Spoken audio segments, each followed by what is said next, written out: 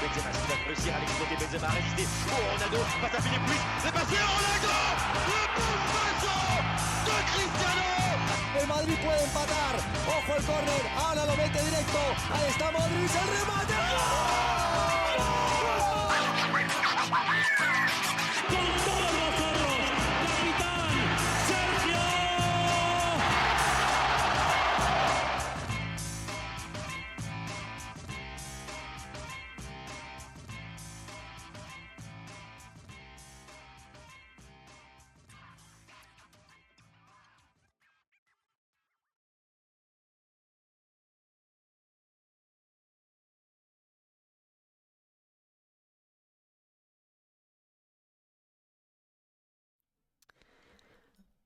Bonjour, bonsoir à tous. Ravi de vous retrouver en direct sur Twitch pour cette émission spéciale fan.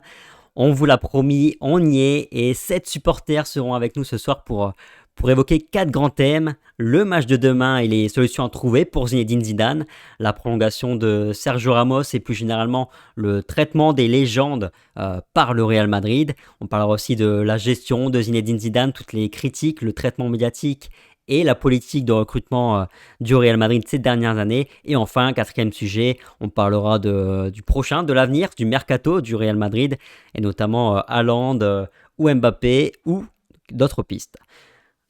Pour commencer avec moi, je vais vous présenter Rota qui est avec moi aujourd'hui. Salut Rota de l'équipe. Tom, salut à tous. Et commençons tout de suite avec un premier invité, Dalil. Salut Dalil. Salut, bonsoir à tous. Est-ce que tu peux te présenter en 2-3 mots pour nos auditeurs, ton âge, ta géolocalisation, ta région? Oui, Dali, j'ai 28 ans, j'habite à Paris et voilà, supporter de longue date et voilà, content d'être là. Ouais, ton joueur préféré? Là, il est sur la photo de profil, mais il a pris sa retraite, c'était Xabi Alonso, mais Ah, actuel, je sais plus trop, Modric, on va dire. bon, c'est plutôt un bon choix. Dalil, toi, tu voulais parler du match de mercredi contre l'Atalanta et plus précisément, plus généralement, plus globalement, tu voulais parler notamment du 3-4-3, du système utilisé par Zidane ce week-end en fin de rencontre, mais qui avait été aussi utilisé contre Retafe et qui avait été aussi utilisé une ou deux fois ces dernières années. Vas-y, écoute, je te laisse la parole. Est-ce que tu sens un 3-4-3 Oui. pour mercredi? Alors, que je le sente, je sais pas parce on prévoit jamais ce que Zidane peut faire. Ce que je peux noter, c'est que déjà le 3-4-3 ou le 3-5-2, ça dépend de l'animation. Ça peut répondre déjà à une problématique actuelle avec les blessures, mais aussi à ce et surtout répondre à la problématique du pressing. Le pressing de l'Atalanta et son intensité, c'est un peu la force de l'équipe. Et dans son pressing, ils vont sûrement cibler deux trois joueurs. Alors, il y a déjà Casemiro qui est ciblé par le pressing depuis déjà pas mal d'années, mais là, je pense qu'avec l'absence de Ramos, Nacho sera ciblé aussi, mais avec Mendy plus Vasquez, ça fait énormément de joueurs qui seront potentiellement ciblés par le pressing. Et donc le changement de système pourrait répondre à cette problématique, déjà par rapport à en offrant déjà trois défenseurs et peut-être faire descendre Casemiro avec la ligne de 3 défenseurs. Ça pourrait le couvrir, surtout s'il a Nacho et Varane à ses côtés. Et surtout, par rapport au chemin de passe, au chemin de progression, pour justement contenir le pressing.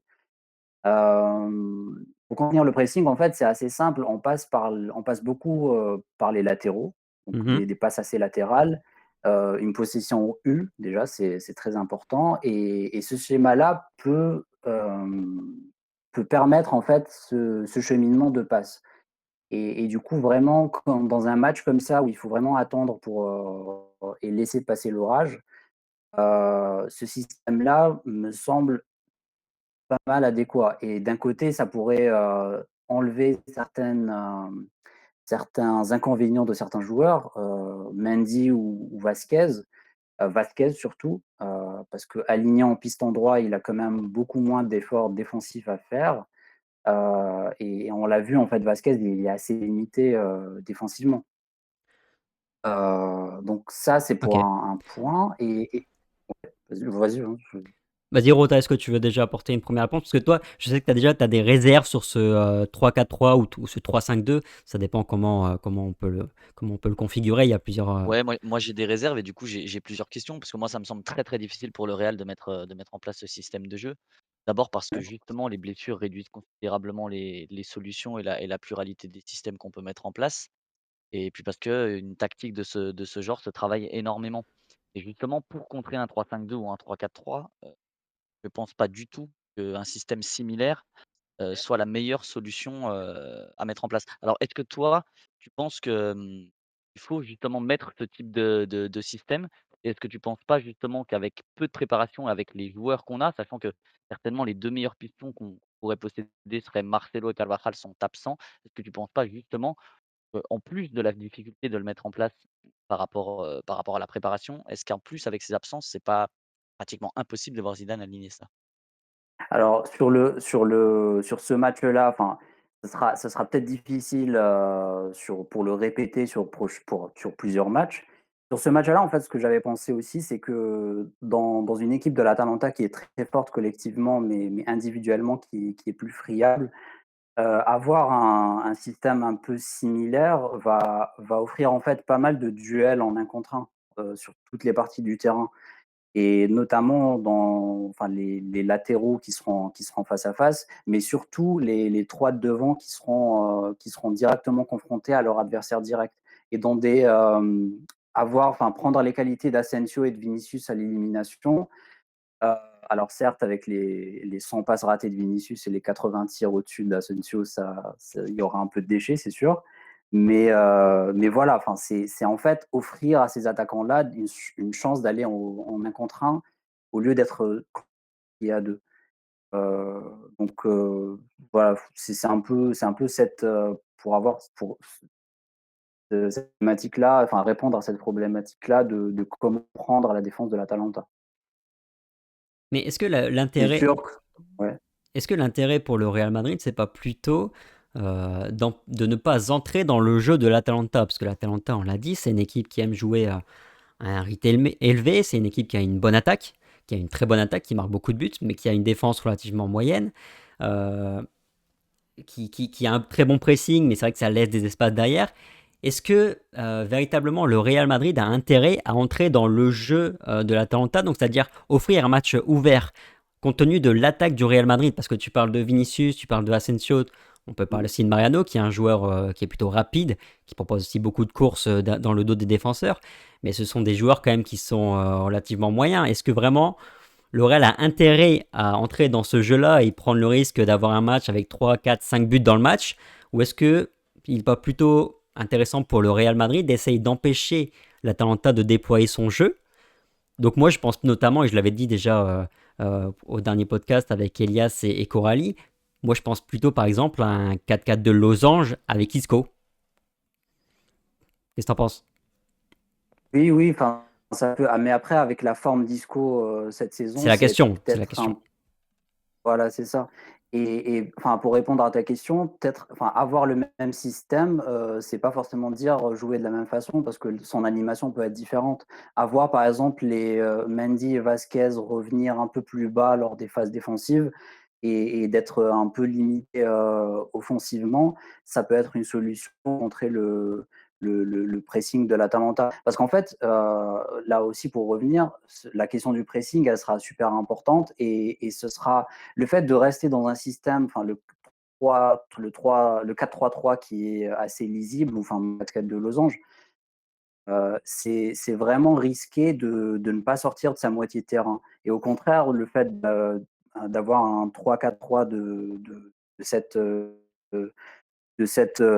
forme, te permettra en fait de progresser dans le terrain et justement, c'est ce que je voulais, faire, enfin parler des 3-5-2, des 3-4-3 au fil enfin ces dernières années.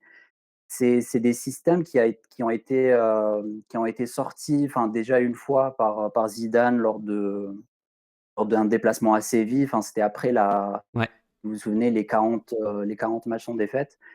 Alors ça avait bien marché, ça avait donné pas mal de promesses, mais on avait vu en fait qu'il y avait un manque de préparation, ce qui est normal, dans les premiers matchs d'un système. Mais je retiens aussi son utilisation par Lopetegui. Mmh. C'était super bref et enfin, d'ailleurs, enfin, peut-être le match que je vais évoquer, c'est peut-être le mauvais exemple, mais la défaite 5-1 au Nou Camp, heu, il y a 2-0 à la mi-temps et là, il change en 3-5-2. Enfin, on l'avait déjà vu en fait le système, le 3-5-2, avant, mais quand il change en 3-5-2, on voit une équipe du Real qui est beaucoup mieux et qui s'installe vraiment dans le camp adverse et ça, en fait, ça lui a permis justement de contrer le pressing adverse et de vraiment progresser. Donc voilà, enfin ça après ça prendra pas la forme parfaite tout de suite forcément. Mais je pense que, ça pourrait être une solution à l'avenir, surtout pour sortir un peu de ce Mmh. système en 4-3-3 qui est devenu beaucoup trop lisible. Et voilà, enfin, OK. quand on voit les grandes équipes à travers l'histoire, enfin les grands cycles, Mmh. que ce soit le Barça de Guardiola ou même de Klopp, il y a toujours des petits ajustements tactiques au fil des ans pour justement brouiller les pistes et continuer à pas faire une révolution, mais justement une évolution tactique pour permettre de gagner encore. OK. Rota, si tu veux rebondir? Et notamment sur le Ouais, moi je 4-4 de pense que losange? c'est ouais, moi sur le 4-4 de losange justement, c'est pour moi l'antisystème pour affronter une équipe, qui joue en 3-4-3 ou en 3-5-2. C'est typiquement le système qu'il ne faut pas mettre en place. C'est le côté pragmatique, le 4-4-2 est le pire système pour affronter un 3-4-3 ou un 3-5-2. Donc non, je le mettrai pas du tout en place, malgré le fait que j'ai bien aimé pardon l'entrée d'Isco, ce week-end et que je le verrai avoir un rôle, prépondérant dans ce match si jamais on venait à avoir un score favorable et qu'il fallait, tenir le ballon. Mais ouais, non, là, je pense que c'est beaucoup trop court pour, mettre ce système en place, en tous les cas pour mercredi.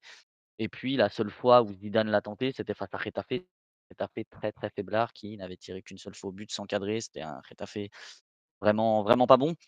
Donc il y a pas assez de certitude, avec ce schéma-là et puis surtout pour moi, il y a beaucoup trop de blessés pour pouvoir mettre en place ce système. On n'a déjà pas un seul attaquant pour en mettre 2 voire 3, c'est compliqué ou alors il faudrait justement jouer avec Vinicius et Asensio, sur ces ailiers forts. Et donc qui mettre en piston? Mendy, Lucas Vazquez, enfin moi ça me paraît vraiment, vraiment compliqué. Ça voudrait dire quoi? Que du coup tous jouent en défense centrale? Enfin ouais, moi j'arrive pas ou alors on met Mendy en défense centrale et qui est-ce qu'on met en piston gauche? Enfin non, c'est trop, trop compliqué par rapport aux blessures. Mmh. À l'avenir, ça peut être une évolution tactique intéressante. Par contre sous Zidane, je suis pas certain que ce soit le bon choix et je suis pas certain surtout que lui veuille se tourner vers ce type de système en tous les cas sur le long terme. Ouais, puis on n'a pas les hommes, en tout cas pour mercredi, c'est impossible. Mais moi, quand je parle plutôt de solutions pour le 4-4-2, c'est-à-dire que ce que je crains fortement, c'est que Casemiro soit la cible du pressing de l'Atalanta, comme l'avait fait Pep Guardiola avec Manchester City. En mettant Isco dans un 4-4-2 au milieu de terrain, tu densifies un peu tout ça. Ça pourrait permettre aussi notamment à Toni Kroos de redescendre plus bas pour aider Casemiro et l'empêcher d'être submergé par le pressing. Donc ça te permettrait d'avoir une première relance de très grande qualité. Et puis derrière, tu auras Isco qui sera au milieu de terrain dans un rôle plus élevé pour aider à ressortir du ballon. Parce qu'en plus, il y a une autre... il y a une autre problématique pour le Real sur ce match, ça va être l'absence de Benzema, parce que quand on parle de l'absence de Benzema, la première réaction c'est de se dire ah mais putain qui c'est qui va marquer dans ce match. Mais on en oublie presque que Benzema est terriblement précieux aussi pour aider à la construction, pour aider à faire remonter le bloc équipe. Et mercredi, c'est pas Mariano qui va être capable de recevoir un ballon moyen dos au jeu à 40 mètres de son but, temporiser et permettre au bloc de remonter sans perdre la balle. Lui, il y a une chance sur deux déjà que son contrôle il va être moyen, mauvais, il va perdre le ballon.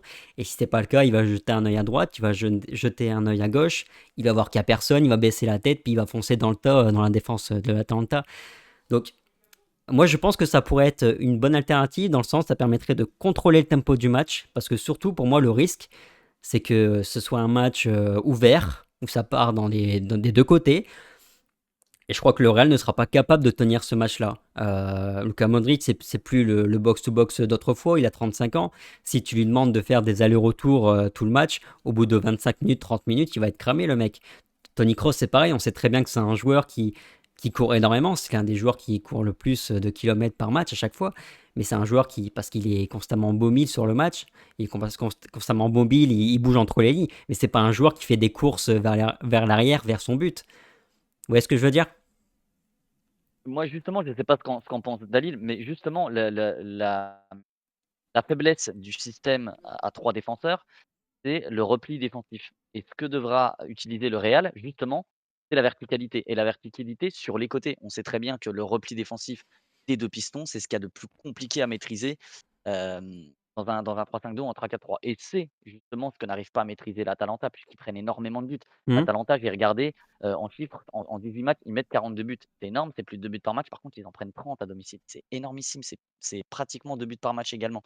Donc le Real Madrid avec Mariano, avec Vinicius, va pouvoir justement utiliser la verticalité. La verticalité, elle passera par Modric et Kroos. Il y aura des courses courtes puisque, comme l'a dit Dalil, ils vont effectuer énormément de pressing. C'est leur qualité. C'est un pressing haut et agressif. Constamment, ils le font. Ils arrivent à tenir 90 minutes avec leur turnover là-dessus.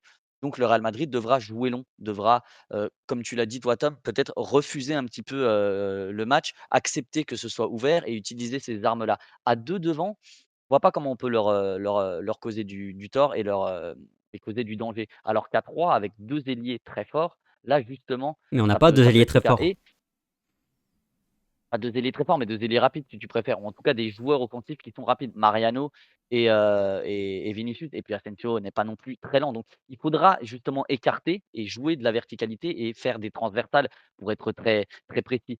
Mais la bataille du milieu de terrain, si Modric, Kroos et Casemiro sont en forme, comme c'est souvent le cas dans les grands matchs, j'ai j'ai j'ai pas de doute, ils vont absorber le milieu de terrain de l'Atalanta et on sait très bien que sur un système à 3, c'est ça, c'est la capacité à avoir la possession au milieu de terrain. Et si l'Atalanta en est privé, c'est là qu'on pourra leur apporter du danger. À 4, oui, forcément, il y aura plus de densité et forcément, les privera de ballon. Par contre, est-ce qu'on trouvera des solutions ensuite devant? Je sais pas, on mettrait quoi? Mariano, Asensio? Mariano, Vinicius? Moi, je doute de la complémentarité et puis de pouvoir avoir assez de profondeur dans un système à 4 milieux de terrain et 2 attaquants pour pouvoir leur faire réellement mal. Ouais, Dalil. Ouais, ouais, c'est ça. C'est exactement ça. En fait, dans le système en 4-4-2, c'est justement les deux de devant, comment tu vas les associer. Enfin, surtout, déjà, il y a un manque de complémentarité, mais aussi de qualité de joueur, tout simplement. Enfin, un Vinicius, quand tu en deux attaquants, ça a été catastrophique. Même Asensio, enfin, il va décrocher, mais il va se piétiner avec Isco. Et donc, ça va vraiment réduire les solutions. Le 4-3-3, si on s'y dirige, je pense que peut-être ça sera le cas en vrai, mais voilà. Après, ça reste vraiment la donnée de Casemiro et même de Nacho dans le pressing. Et c'est peut-être ce qui va changer le match. Ok, de toute façon, on y va pour limiter la casse pour toi, Dalil. Bah ouais, clairement. Enfin, c'est pour ça mettre un but, 2 buts, enfin, un but déjà, ce serait déjà un bel objectif et surtout ne pas perdre pour pouvoir un peu réussir à contenir l'Atalanta au retour. Ok, est-ce que tu as quelque chose à ajouter, Dalil? Non, enfin voilà, enfin, bon, merci pour votre travail et puis merci de m'avoir invité là et voilà, on espère pour, un bon match pour mercredi. Ouais, tu le sens comment?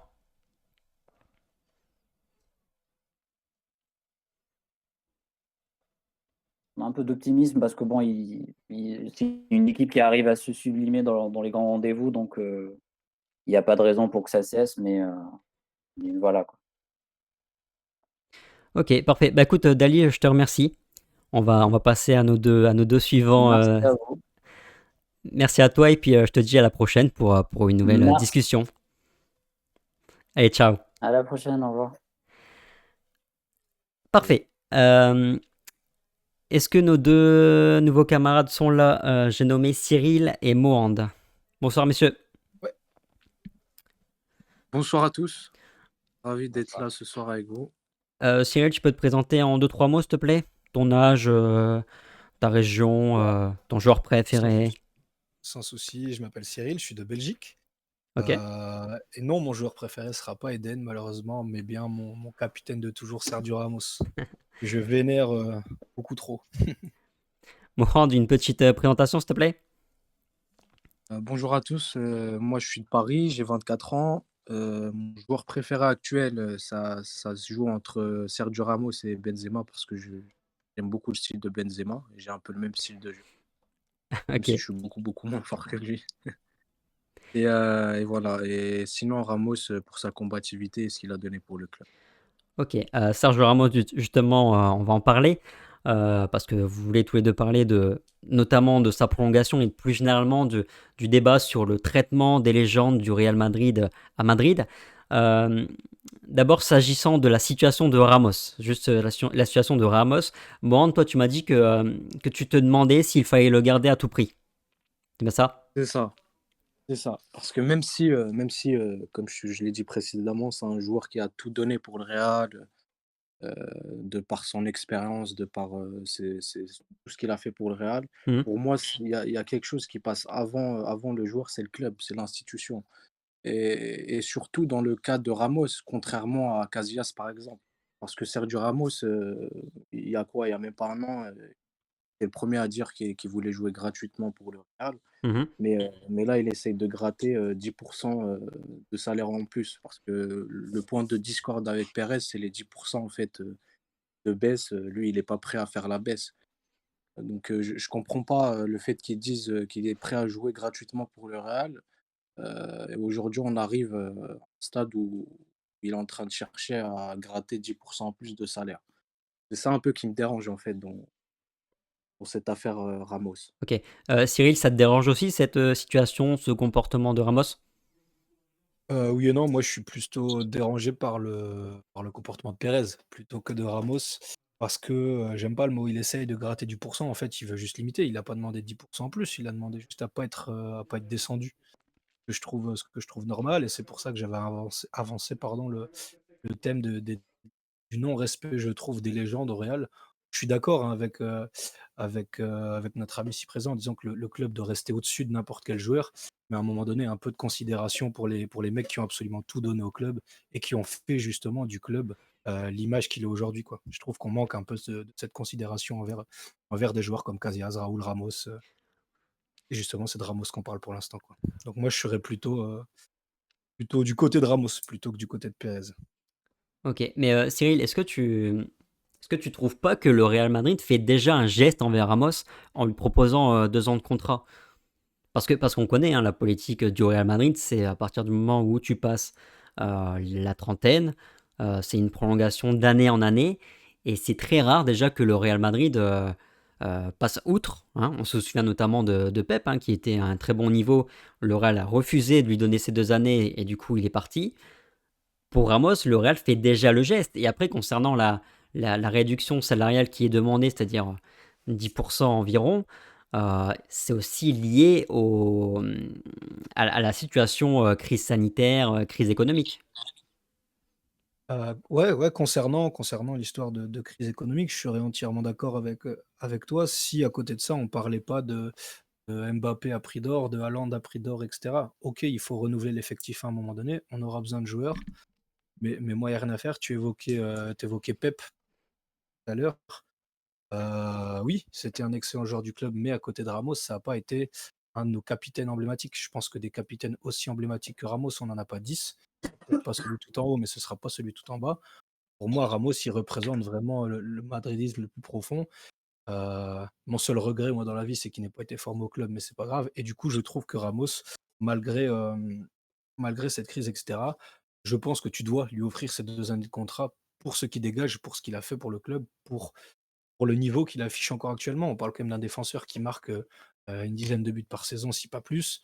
On parle d'un mec avec une aura exceptionnelle. Je pense que s'il demande à tel joueur: «Fais ça», il va le faire. Enfin, je pense qu'au niveau du vestiaire, depuis le départ de Ronaldo, la voix que tout le monde écoute, c'est celle de Ramos. Donc oui, c'est déjà un très beau geste entre guillemets du Real de lui donner 2 ans. On sait tous que c'est pas du tout la politique du club. Mais à côté, pour moi, on parle d'un des enfin, pour moi, parce que j'ai vécu qu'à cette époque-là, d'un des plus grands joueurs du Real, qu'on a pu voir Mmh. jouer nous à nos âges respectifs, quoi. Ouais, bien Si sûr. je peux me permettre rapidement, Cyril, je suis d'accord avec ce que tu dis et tout le monde a envie que Ramos prolonge parce que comme tu le dis, c'est l'âme de l'équipe et pour moi, un Real Madrid sans Ramos, honnêtement, ça me fait vraiment peur. Quand je vois Varane, qui joue sans Ramos à ses côtés, c'est différent, hein. C'est un joueur qui a rien à voir avec ce qu'il est, quand il y a Ramos. Donc tout le monde est d'accord, sur le fait de dire que on a tous envie qu'il prolonge et qu'il faut qu'il prolonge, mais pas à n'importe quel prix. C'est ça que j'essaie de dire en fait, pas OK. au détriment d'une institution comme le Real. On n'est pas Paris, on n'est pas le PSG, on est le Real Madrid. On est l'équipe aux 34 C'est gratuit ça. Ligas et aux 13 Ligues des Champions, c'est important. Ouais, mais Il n'y a aucun joueur qui peut passer avant le Real Madrid. Et je suis pour moi, c'est inconcevable, même si ça me rendrait complètement fou qu'il parte. Mais vraiment, c'est un joueur que je porte au plus profond de mon cœur. Mais pour moi, s'il y a un choix à faire entre le Real et Ramos, le choix, il est vite fait. bien sûr et je pense que le choix, il sera fait, par tous les madristas de la même façon. On va toujours préférer le club à un joueur. Maintenant, je pense pas qu'on parle non plus d'un joueur qui fait des caprices, «Ouais, augmentez-moi ou j'arrête de jouer», comme certains joueurs ont pu le faire dans d'autres clubs. Je pense qu'on parle d'un mec, capitaine, qui a disputé bientôt, 700 matchs avec le club, qui demande simplement, ben voilà, 2 ans de contrat, mon salaire il est comme ça, basta. OK, on est d'accord qu'on doit le prolonger, pas à n'importe quel prix. Là, on parle pas de doubler son salaire, on parle de laisser son salaire à Douze comme il l'est millions, ouais, depuis. 12 millions. Ouais, voilà, donc il demande pas une augmentation non plus. Moi, je comprends vraiment pas tous ces trucs qui est autour, quoi. Je veux dire, c'est pas un bête joueur, ça reste quand même notre capitaine, je viens de le dire, quasi 700 matchs, enfin, c'est un emblème pour beaucoup de gens à Madrid. Il suffit de voir le nombre de maillots qu'il vend tous les ans. Je pense que 2 ans de contrat avec, le même salaire, c'est pas cher payé pour un mec comme Sergio Ramos. Je sais pas si on reverra un gars avec une telle aura, au Real Madrid avant un petit moment, quoi. Après, ce qui a pas plu, je sais pas ce que Thomas en pense et Jota, ce qui a pas plu à Pérez, c'est le fait d'avoir inventé un peu l'histoire, de Paris, a fait croire que Paris, position. Le fait aussi que son frère René Ramos, il intervenait un peu trop dans ce dossier et ça a pas plu aussi en interne. Je sais pas ce qu'ils en pensent, Complètement. vous en pensez? Bah, Rota, je vais te laisser rebondir parce que je pense qu'on va dire à peu près la même chose. Ouais, après le cas Sergio Ramos, c'est un sujet délicat de toute façon. En tant que supporter, évidemment qu'on veut garder et on fait une sortie, meilleure qui soit et surtout meilleure que celle qu'on peut connaître Raoul Gutiérrez, et que mais il faut savoir que le Real, c'est un club qui vit au jour le jour et qui a pas le temps d'avoir de la nostalgie. C'est ce qui en fait son charme et son succès. Cette exigence et ce côté, froid, dénué de toute émotion. Mais si on regarde bien, il y a énormément d'anciens joueurs qui reviennent au club en tant qu'entraîneur ou dans le staff. Donc quelque part, ils savent comment fonctionne le club, ils savent très bien ce qu'est le Real Madrid. Alors dans le cas de Sergio Ramos, oui, c'est un petit peu sa façon de procéder qui est la même, à chaque fois et surtout, c'est la même, pour sa rénovation passée. C'est que René, son frère qui est son agent, négocie toujours un petit peu plus, il essaye toujours de gratter. C'est un peu le jeu, hein, c'est le jeu de ce marché-là. Mais, ça vient après des déclarations ou après déjà avoir fait «galérer» entre guillemets le Real. Il avait dit que les jouer, qu'il serait prêt à jouer gratuitement avec, pour le Real et là, il refait entre guillemets «une petite scène», même si c'est assez légitime parce que c'est comme ça, comme je l'ai dit, c'est le jeu. Mais, avoir de tels propos, il y a quelques années et refaire ça, voilà, c'est pas ce qu'aime tonton Pérez et avec la situation sanitaire et les finances un petit peu délicates, voilà, Pérez, il a revu à la hausse une chose qu'il fait jamais, c'est les années de contrat. Il en propose 2 comme le disait Tom au lieu d'une. Donc forcément, c'est déjà un effort de la part du club. Voilà, je pense que dans tous les cas, il y aura un accord, mais Pérez ne cédera pas, 1 centimètre de plus. Ça sera 2 ans avec ce salaire, baissé de 10. Voilà, il y aura pas d'effort de la part du Real Madrid. Mmh. Je pense que Ramos ira vers le Real comme toujours. Ouais, puis comme tu Tu l'as penses qu'il va signer toi, Rota? Pardon, excuse-moi Thomas. Moi, je suis absolument convaincu qu'il va signer, ouais. ouais, même Et c'est chose, tout. même chose. Et justement pour rebondir sur ce que tu disais, Mohand, tout à fait, hein, l'environnement Ramos, parce que Ramos, c'est pas la première fois, hein, qu'il fait ce coup-ci. Alors c'est la première fois qu'il pousse aussi loin, parce qu'aujourd'hui, il est quand même dans une Mmh. dans une situation où il peut signer un contrat avec n'importe quel club et s'engager le 1er juillet avec qui il le veut, hein. C'est la première fois du coup qu'il pousse le vice aussi loin. Mais en 2015, il avait fait le coup avec Manchester Manchester United. United, ouais. Il y a 2 ans, il avait fait, ou il y a 2, 3 ans, il avait fait le coup avec un club chinois, souvenez-vous, à tel point que Mhm. Florentino Pérez avait fait une sortie dans la presse pour tout balancer et ça avait mis forcément dos au mur Sergio Ramos. Et là, cette année, oui, comme tu l'as dit, Mohand, il y a eu le cas PSG, voilà, où ça sort dans la presse. On sait très bien que ça sort de René Ramos et de son environnement. Donc ouais, après, il y a aussi une guerre d'ego là-dedans, ça c'est clair et net. Et donc je pense que Florentino Pérez ne cédera pas, mais je pense que Ramos finira par céder. Cyril, on parlait un peu de... Si on globalise un peu le débat, on parle de Ramos, on a parlé du cas Casillas aussi, qui avait forcément fait beaucoup parler, de Raoul aussi, de Ronaldo. Est-ce que tu es d'accord déjà pour dire que les cas Casillas, Raoul et Ronaldo Ramos sont 2 cas différents? Parce Ouais, qu'avec pour moi, parce qu'avec ouais, ouais, ouais. Casillas et Raoul, on parlait pas d'argent. Non, non, c'est ça. Je pense que c'est des cas différents. Après, Ronaldo, je le mettais encore un peu plus sur le côté parce que moi, j'accorde énormément d'importance à tout ce qui est capitana. Ronaldo n'a jamais été tout court le capitaine du club. Donc je le mettais encore dans une colonne à part, si je peux me permettre. Mais non, ouais, c'est comme tu dis, ça parlait pas d'argent concernant Casillas, mais au final, je sais pas, moi j'ai ce sentiment qu'on a du mal à respecter les joueurs qui ont tout donné pour nous, même si j'entends que dans le sens inverse, ça doit être pareil. Le joueur doit aussi offrir au Real qu'il lui a offert. Et ouais, dans le cas de Casillas, je pense que c'est le plus marquant. Je pense que c'est ce qui nous a le plus attristé, en tout cas moi en tant que supporter du Real, pardon.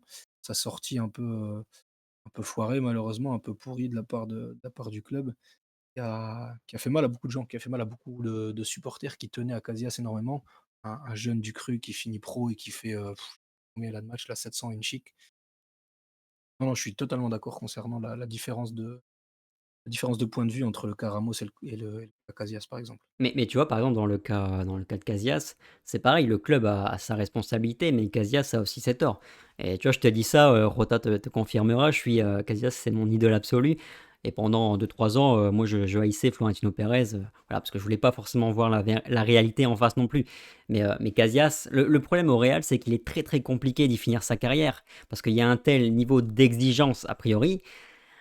Forcément, à un moment donné, l'âge te rattrape, hein. Quand tu arrives à 34, 35 ans, bah, ton niveau il baisse, et ton rendement n'est plus le même. Il y a des concurrents qui arrivent. Là, c'était par exemple Keylor Navas qui, à ce moment-là, était meilleur que lui.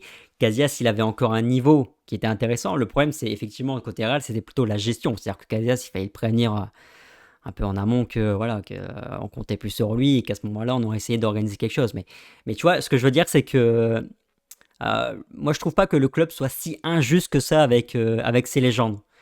Qu'est-ce que t'en penses, Mohand? Mohand, pardon. Bah déjà, juste pour revenir à Casillas, il y a un premier fait, c'est Diego Lopez qui l'a déjà mis sur le banc en premier lieu. C'est un peu ça qui a déclenché son départ. Mais je suis d'accord avec ce que Cyril a dit par rapport à Casillas. Je trouve qu'il y a eu quand même un léger manque de respect parce que il est pas parti avec les honneurs. On n'a pas fait une fête grandiose comme ce qu'il aurait mérité. Mais voilà, c'est l'une des légendes où je suis d'accord avec Cyril, où le traitement il doit être plus professionnel et plus adapté à ce qu'il a fait. On parle de Casillas, on parle pas de n'importe qui. Mais sinon, pour revenir à Ronaldo, quand tu dis que tu le places à part Cyril, j'ai pas bien compris quand tu dis que tu le catégorises tout seul. Non, non, simplement parce qu'on faisait le parallèle avec Casillas, Ramos et cetera et que pour moi, malgré tous les records que tu auras battus, tu auras toujours un statut un peu différent par rapport aux mecs qui ont été capitaines du Real Madrid, quoi. On parle du plus grand club du monde et on parle d'être capitaine du plus grand club du monde. Casillas, était notre capitaine, c'est sanitaire, il était capitaine pendant je ne sais combien de matchs, pardon. Ramos, est capitaine depuis combien d'années? C'est seulement ça le petit parallèle que je faisais entre Ronaldo, Cristiano donc et les autres, c'est que Ronaldo n'a jamais été le capitaine du Real. C'est simplement ça la petite Ouais, nuance que j'apportais entre les 2. d'accord, c'est juste une histoire de capitana. Sinon, Ouais, tu le complètement. considères quand même comme une grande légende du Real? Ah ouais, bien sûr. Ouais, je pense que C faudrait que c'est je parle avec difficilement quelqu'un qui contestable, maîtrise. hein. C'est Ouais, ça. parce que Je j'avais pas pense que ça va être compris. compliqué de dire l'inverse. Le mec, il a tous les records, quasi du Mmh. club, il a tout fait pour nous, donc oui, bien sûr que moi, c'est, très, très, très grande légende du club. OK, Rota, est-ce que tu veux conclure? Non, je pense que tout a été très bien cerné, très bien décrit, donc non, j'ai pas spécialement de choses à ajouter là-dessus. Quelque chose à ajouter, messieurs? Moi, je voulais juste rajouter, que j'ai l'impression que c'est aussi pour servir d'exemple que Pérez il arrive, là où il arrive à par exemple, à refuser de faire des concessions et cetera. C'est surtout aussi pour faire des exemples, pour affirmer son autorité et dire que, bah, si tu veux négocier, ça va être compliqué. Je sais pas ce que vous en pensez, Ouais, mais c'est aussi une sorte de de guerre s'affirmer, d'ego, hein, comme on parlait tantôt. voilà, et Guerre d'ego. d'éviter que tout le monde se mette à négocier, à réclamer un peu n'importe quoi. Il a toujours été ferme, hein, même avec, Ronaldo quand il faisait des sorties dans la presse, même quand c'était hors contexte, hein, vraiment quand on parlait pas du tout de demande de contrat, avec des augmentations de salaire. Mais dès qu'il y a quelque chose qui ne va pas, qui va un peu à son encontre, il est toujours ferme et c'est aussi ce qui fait sa force, à la tête du Real. OK, parfait, mais les gars, merci tous les 2. Merci pour votre Merci beaucoup. intervention. Bonne soirée à Merci à vous et vous, puis, au plaisir de vous au réentendre, plaisir. ici avec nous. Ce Bonne sera avec soirée. plaisir. Merci. Bon live à tout le monde. Bonne Les soirée. gars, bonne soirée. OK, passons au troisième grand sujet. Donc le débat qui suit risque d'être, un poil plus agité puisqu'on va ouvrir le dossier Zidane et la politique de recrutement du club avec, Reda et Malik. Est-ce que vous êtes connectés avec nous, messieurs? Bonjour à Oui, tous. bonsoir à tous. Bonsoir plutôt, Salut oui. à tous. Reda, petite, présentation en 2-3 mots, s'il te plaît? Et bien sûr, alors je m'appelle Reda, j'ai 23 ans, j'habite à Paris et je suis supporter du Real Madrid, depuis le moment où j'ai découvert le football, c'est-à-dire dans les cours de récréation, de l'école primaire, voilà, et à Madrid. Quand j'étais petit, je vivais là-bas. C'est là où j'ai tout découvert, le foot, le Real, tout d'un coup. OK, top. Et toi, Malik?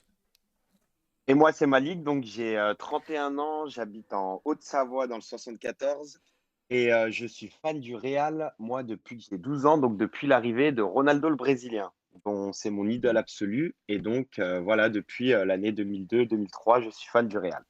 Donc OK. voilà, T'as commencé par l'époque, galactique. exactement, j'étais en plein dedans. OK, C'est la belle époque. ouais, Malik, on va ouvrir le bal avec toi, parce que d'abord tu es, venu pour défendre Zinedine Zidane. Exactement. Envers et contre tous, j'ai l'impression, mais voilà, je défends Zizou. Pourquoi? Parce que je trouve qu'il y a énormément de critiques sur lui, alors que c'est un coach qui s'adapte très bien à son effectif. Je sais que je vais faire bondir beaucoup d'entre vous, mais voilà, avec l'effectif qu'il a, il s'est toujours adapté. Faut se souvenir d'une chose avec Zidane, c'est que quand il est parti en 2018, il est parti de son propre chef parce qu'il sentait qu'il fallait un changement, une nouvelle ère pour ce Real Madrid. Ça, c'est tout à son honneur. Il est revenu, avec pratiquement le même effectif. Je ne pense pas, comme beaucoup de supporters le disent, que c'est lui, qui a voulu, enfin Mendy, oui, je suis sûr, peut-être Jovic aussi, mais le reste, je ne suis pas sûr du tout. Il a voulu notamment Pogba, il ne l'a jamais eu. Donc je pense que là, il y a une discorde avec Zidane et les dirigeants de ce point de vue-là. Mais à chaque fois, je suis désolé, on parlait justement d'Odegaard, par rapport à Zidane, son choix, enfin, qui prend sur le banc. Il a essayé de le mettre en début de saison quand même. Je me souviens d'un match notamment l'Inter où il met Kroos en sentinelle, Casemiro sur le banc pour mettre Odegaard. Il l'a fait jouer, il a rien apporté de plus. Enfin, Odegaard, c'est un autre sujet, mais voilà, il a essayé 2 pointes avec Benzema, Jovic plus d'une fois, ça a pas marché. Voilà, il a essayé de relancer Marcelo, ça a pas marché. Enfin, je trouve que c'est vraiment un coach qui s'est adapté à son effectif. À un moment donné, il voyait que les nouveautés ne marchaient pas, du coup, il a remis son 4-3-3 avec le fameux trio, incroyable C'est Modric ça son problème. pour la continuité. Donc voilà, ce que je pense de Zizou. Ok, Malik, donc en fait, tu penses que tu trouves que Zidane, il prend un peu pour tout le monde, c'est ça, grosso modo. Voilà, il prend pour le non-recrutement, enfin on en reparlera tout à l'heure, mais le non-renouvellement de l'effectif que je trouve aberrant. Et puis en fait, il fait avec les moyens qu'il a aujourd'hui. Le Real Madrid, certes, il y a des noms, mais aujourd'hui, l'effectif, il arrive à bout de souffle. Et faire ce qu'il a fait, notamment l'année dernière, de gagner la Liga sur le fil, c'était pour moi encore enfin, c'était limite pour moi un exploit. Donc, il l'a fait, il s'adapte, il a essayé des nouveaux schémas, il a essayé de jouer à 2 pointes, il a essayé de jouer avec un 10 et il est revenu aux fondamentaux avec son 4-3-3 parce qu'il n'a pas le choix aujourd'hui. Enfin, voilà, vu la pauvreté de l'effectif, il s'adapte très bien. Ok, Reda. Ah, tu mentionnes en dernier la pauvreté de l'effectif, mais il y a un peu contribué. Je m'explique. Quand il est arrivé en 2019, comment dire, il y avait la possibilité de se séparer de certains cadres et de commencer à amorcer ce changement en allant recruter des jeunes joueurs, peut-être des joueurs un peu plus confirmés. Puis ce qu'il a fait, c'est qu'il a décidé de maintenir sa confiance envers d'autres, alors qu'ils avaient prouvé, pas une, mais 2 saisons de suite, que enfin, globalement, ça commençait à sentir la fin pour eux. Donc, pour répondre à cette idée-là. Deuxièmement, Zinedine Zidane, on a l'impression, on a beau tourner, il revient toujours à ses idées de base, c'est-à-dire le 4-3-3 avec son cross Casemiro et Modric au milieu de terrain. Et à force, mais ça devient un peu ça commence à devenir prévisible en fait pour les adversaires. Il y a eu le match contre l'Ajax en 2019, il y a eu le match contre City en 2020. Il serait peut-être temps de se poser cette question aussi. Mais tu Donc veux voilà. faire quoi avec l'effectif actuel? C'est ça que je te répète, c'est que c'est qu'avec cet effectif, qu'est-ce que tu veux changer à part mettre Casemiro, Kroos, Modric, par exemple, au milieu de terrain, qui cartonne, bien évidemment, encore heureux. Mais enfin, là où je suis Intégrer davantage Valverde, je ne comprends pas pourquoi il ne mais lui il donne est pas cette blessé, continuité. Là, il il est est blessé là, il est blessé à l'instant T. Mais par moment, il y a un truc que je n'avais pas compris, c'était l'année dernière, le match contre Manchester City. Tout le monde était persuadé que Valverde devait démarrer ce match, comme Vinicius d'ailleurs. Il était sur un bon moment cette période-là. Il est revenu encore à Modric, qui est bon Modric, mais l'impact de Valverde s'était fait sentir lors de la saison. Il y a eu le match contre le PSG au mois de novembre. Euh, Vers le mois de novembre, décembre, janvier, cette période-là, il y avait un 11 du Real qui s'était dessiné. C'était plutôt intéressant et performant, je trouvais. Et voilà. Et après, tu es revenu sur l'été où il fallait le changement, là, justement. c'est C'est là que je suis 2019. pas d'accord. Enfin, pour moi, ce serait plus, je sais pas si on enfin, pour moi, c'était plus, 2018 avec le départ de Ronaldo, c'était là qu'il fallait changer énormément de choses. Mais encore une fois, je suis persuadé qu'avec l'intelligence qu'a quand même Zidane, mais je suis persuadé qu'il voulait également un renouvellement profond de l'effectif et que ça ne s'est pas fait. On lui a amené Odriozola, on lui a amené Jovic, on lui a amené, voilà, des joueurs qui, je suis désolé, ils n'ont pas le niveau de ce Real-là. Et Ouais, il je t'en est, prie, je il t'en est prie. parti, il est parti en disant quand même en conférence de presse, je cite, cette équipe a besoin de changement pour continuer à gagner. Il est parti comme ça, la tête haute quand même, Zidane. L'équipe a besoin de changement. Donc je pense qu'il s'intégrait dedans, donc avec le renouvellement du coach, mais je suis persuadé qu'il intégrait aussi le fait qu'il fallait renouveler l'effectif et que Florentino Pérez n'a pas voulu, tout simplement. D'accord. Alors pourquoi l'été dernier, il déclarait, je cite aussi, cet effectif me convient, je ne veux pas le changer. Je savais qu'il y avait des problèmes. Alors pourquoi il déclare ça en conférence de presse? Oui, je suis d'accord avec toi, mais entre nous, il va pas aller contre son président en disant en Oui, conférence de bien presse, sûr. voilà, cet effectif me plaît pas. C'est quand même un effectif, on Oui, parle du Real Madrid, cet effectif qui a gagné 3 fois la Ligue des Champions. Il est reconnaissant, Zidane, quand même. C'est un effectif de champions qu'on a, faut pas oublier.